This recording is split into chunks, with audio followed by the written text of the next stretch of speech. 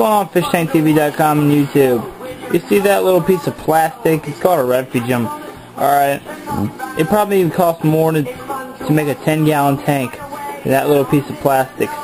The light is probably the most expensive part. I don't know if the light comes with it. But check the price out. Yeah, that's the cheapest one. Go down to here. You got, look at that.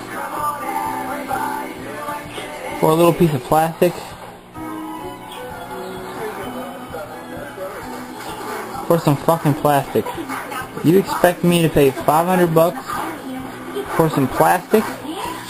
Oh fuck no. Look at this little thing, a little cube box. Now I know a 10-gallon tank costs more to make than this thing. Look, you got some plexiglass, some silicone, and a pump.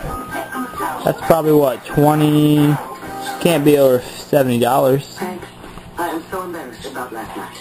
You're a real... Oh, that's not too bad, actually. Oh, well, but you get my point. A piece of plastic and... yeah, that's ridiculous. So, DIY your refugiums, guys. Later. Comment, rate, subscribe.